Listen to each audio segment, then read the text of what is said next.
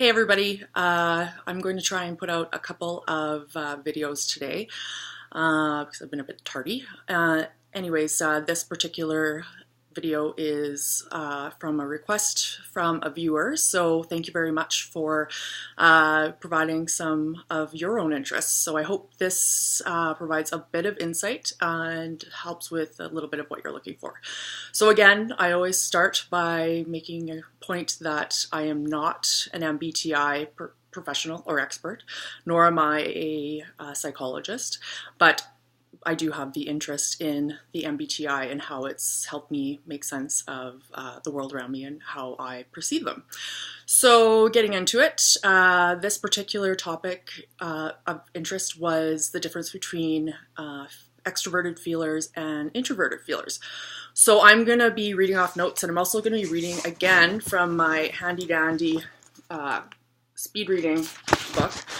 I reference it a lot because it's kind of like a cheat sheet on how to understand things and read people quicker by breaking things down. So anyways, I'm going to start off by just mentioning that the particular request was regarding how, say, the introverted feelers may come across as closed off or don't have time for having emotions. So in this particular book, they talk about the four. So it's interesting because extroverted feelers, there's 4 thinking types and 4 feeling types that fall in this category. So the 4 feeling types are ENFJ, INFJ, ESFJ, and ISFJ. So you'll notice that they all have an FJ as part of their typology. So the 4 thinking types with extroverted feeling were ENTP, INTP, ESTP, and ISTP. So again, they have the common link of TP in their MBTI profile. So it's interesting, the comment that is in the book but also made sense to me was the idea that, say, if you're trying to understand what that personality type is of a different person, they may come across as similar, and that causes some difficulty in how you're trying to perceive how to communicate with them. And the big difference, if most of you will probably already know, is thinkers and feelers make decisions based on different strengths. So the feelers come through the portion of how it's going to affect others, and they go through the emotional facet, and thinkers go through more of a logical way of processing it.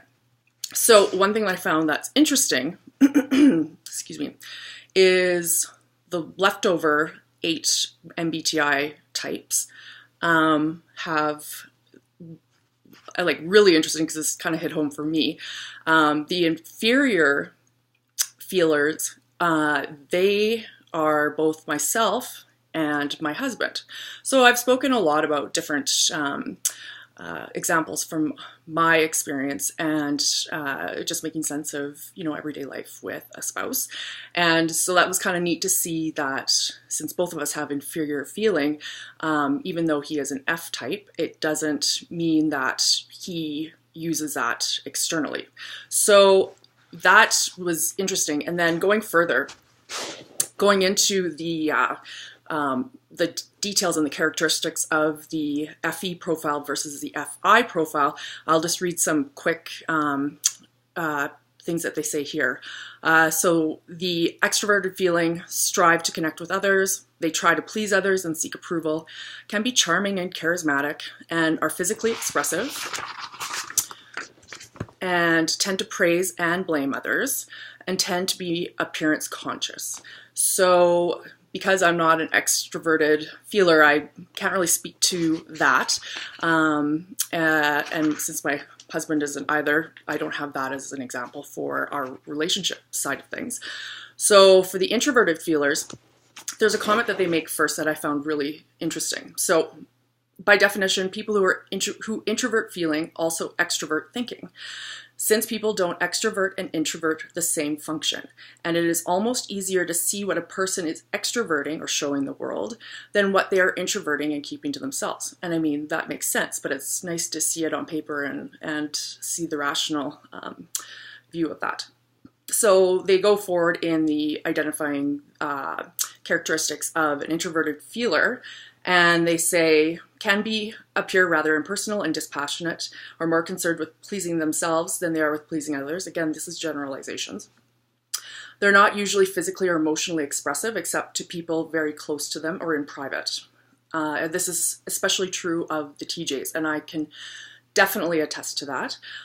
In contrast to people who extrovert feeling and who often have sparkly eyes, FPs and TJs often have what best can be said as sad eyes. So that's interesting. I'm not sure if anyone has that experience with other people mentioning that about themselves. I haven't personally. It's usually the death stare. But this one, I wanted to go further before I end this, because it goes into the detail of me with my ISFP husband and me as an INTJ female. And they go into further breakdown the introverted feelers on the profile by the FP and the TJ function. So this helps a little bit further in making sense of what I've experienced, and may help with some of your wants in identifying these things in others. So the FPs, they mentioned, have a gentle and even mellow persona. They prefer cooperation to competition and have easygoing attitude. They have deep feelings but are very private about them and don't share them easily, except with people with whom they are very close. They're extremely sensitive, outwardly friendly. They can also become suddenly moody. And I've talked about that in other ones, so it was interesting when that one came up. When things go wrong, they tend to look inward and blame themselves rather than to look outward and blame others. And I see that quite a bit in my husband. They're flexible when dealing with little everyday matters, but can be tenacious, stubborn, or even inflexible when it comes to dealing with matters that involve their values or something very important to them. So I see that as well in my husband in certain situations.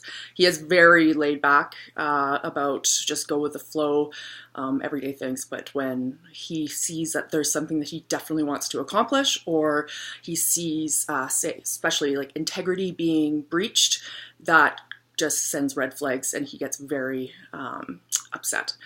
Going on, it says, often communicate their values more through their actions rather than their words. Very true. That is going forward with the actual one of the videos that I got quite a bit of feedback on, which was awesome, regarding how when I was feeling emotionally vulnerable in a sensitive time and not doing a good job of trying to communicate that because I was feeling a little bit raw, and him not being able to use the right words. So seeing this, it definitely does show that that's just part of his personality type.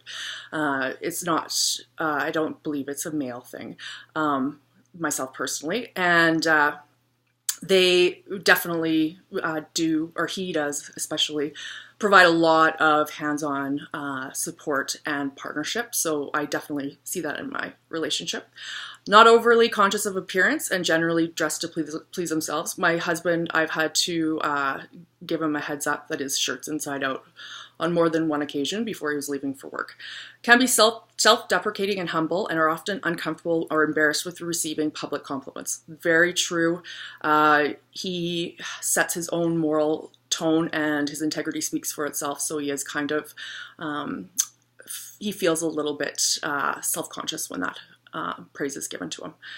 So just wrapping up on the TJs, there is way less points on them. No nonsense in business, like they like to get right back to the point. Don't willingly engage in niceties, and somewhat awkward when engaging in small talk. I can definitely attest to that. I've had to learn that, coach myself or have other people's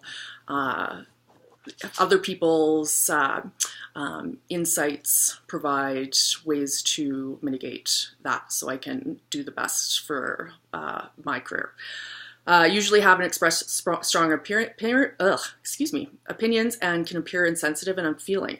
And they give honest, truthful feedback, even if it's blunt or brutally frank. Yeah, that's something that I definitely had learned to tone down in order to make sure that the real ideas of what I was trying to get across doesn't come across as prickly and they become defensive to the tone rather than the content of what I'm trying to say. Still have problems with that. Show little emotions. They keep their feelings in check and seldom let them influence their logical decision making. True. Are not physically demonstrative and seldom touch people with whom they're interacting. Again, I'd like to hear what other people have to say, but very true for me. Usually have a tidy, more formal professional appearance and usually dress in a conventional manner.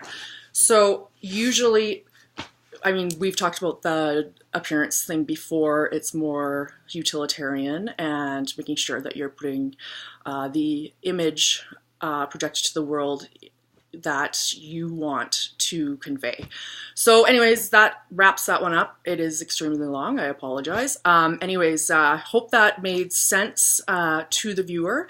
And again, as always, look forward to all of your comments and video suggestions. Again, if you're interested in having one of your questions as a video, just make sure you put video request before it so I remember to jot that down. Thanks so much.